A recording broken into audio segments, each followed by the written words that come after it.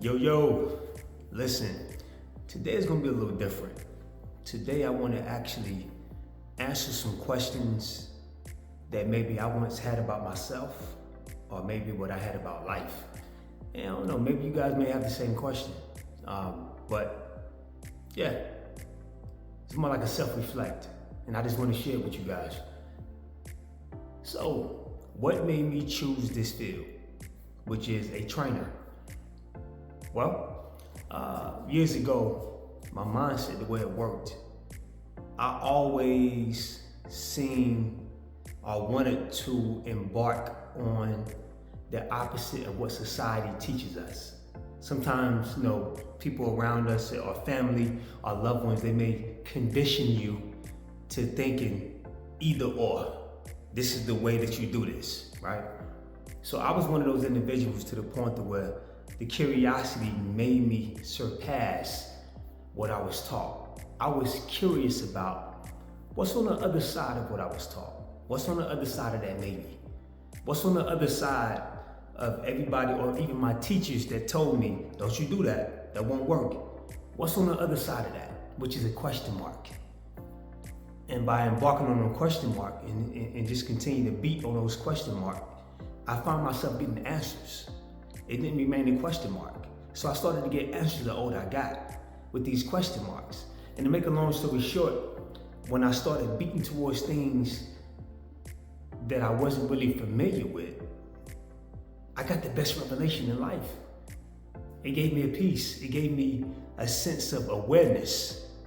And I started finding myself in a way that no teacher or preacher could explain to me. So I became a trainer to also help people that may have questions about life, fitness journey, or even to help people run towards a discomfort. Don't forget, working out is uncomfortable. My job is to show clients the benefit of the other side of pain. How do I know that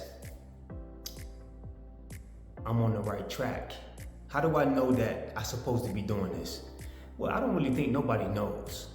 I think it's a knowing of faith, meaning that, again, nobody knows 100%, but at the same time, it's something that it may keep you up at night, something that may be on your brain or your subconscious or whatnot, and you see things and you don't quite know how to explain it, what you see, but you see it from within. And the more you do things as close as possible to how you see it, you find yourself being more at peace or more calm from within. And the more you do that, you see people around you start to be affected in a positive way. That's about the best way I can do that. So without you knowing, you doing what you can see without seeing it. And other people are being blessed because you came that way. Let me see. Why did I start a YouTube channel? Well, I always heard about YouTube, but I never took a chance on it. I was big on community, and I'm still big on community. At the same time, as I continue to get further and further in training, I do believe that my voice and what I have to offer surpasses one-on-ones as far as face-to-face clients. I do believe that I am supposed to be speaking to many. I strongly believe that. So I started the channel just a little over a year ago, and I'm learning about myself. I'm learning about market. I'm learning about science, right? But I don't get too caught up in science, but I love science. So that's pretty much it, yes. How long have I been training? Almost 13 years. Check it out. So I've been training almost 13 years. And it's crazy because about 13 years ago, I had a job. Nothing wrong with a job. And I had a landscaping job. And I would work 12 and 14 hours a day. I was a superintendent. And I would find myself, even after a 12 and 14 hour day, doing a lot of labor work, digging, cutting, demolition, all of the above, horticulture, planting. I would find myself going to the gym, but it was more than just building muscle. It was an escape. It was like every time I went to the gym, it was like a meditation, like a peace of mind. So regardless of what I was going through that day or that week or that month, me going to the gym helped me release things.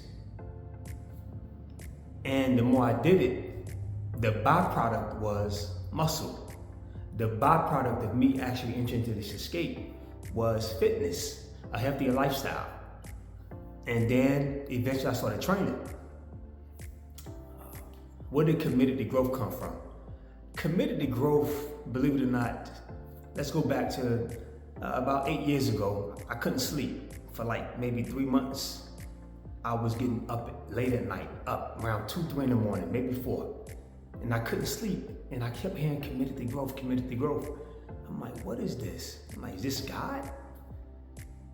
And believe it or not, make a long story short, I kept hearing, how can you see one without the other, right? One without the other. What is growth?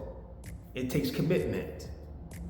How do you be committed? As you see growth, gradually, they need each other. So committed to growth, I came with committed to growth, something I was already involved with, which was fitness. And I said, okay, listen, I want to remind people and help people grow from within. Now, whatever your journey is, it's your journey. But I like to remind people that the solution lies from within. I'm just a reminder.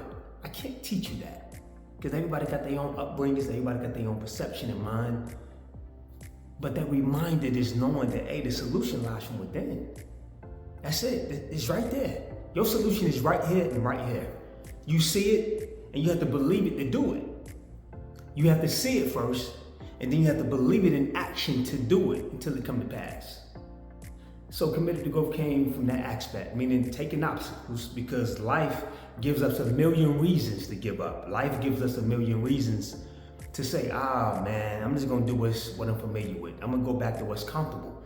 Life gives us all a million reasons to do that. But it takes you seeing it and then you taking action in heart and believing one day to come to pass. So that's where committed to growth came from. Is it a passion? Yes, it is a passion. I enjoy learning. At the same time, it don't always feel good, but I also enjoy making mistakes. It reminds me that I'm human. It reminds me that I can be relatable to the next man or woman, regardless of color. We all have something in common. And that one thing we have in common as humans is we all want to improve. Life is this big book and journey. You either climbing down or climbing or going around something or going over, but it's something. Eric Thomas says something. You either about to go in a storm, you're in a storm, or you just came out of a storm. That's the cycle of life. The thing is, what is your perception of life when you get hit a certain way? And whatever you spend most of your time doing while being challenged in life, that's what you'll be successful in. If you work out and you constantly work out, eventually your biceps will get bigger and they're gonna get stronger. So whatever you spend most of your time doing, that's your workout in life. You don't necessarily have to be exercising. Life is the gym. It's whatever you spend most of your time doing, you'll be stronger at. Just kind of keep that in mind. Listen, I really wanted to just go heart to heart with you guys, and so you can get a little more familiar with Mondale. I enjoy what I do, and I know it's a lot to learn, even from you guys. And another thing, I like to bodybuild.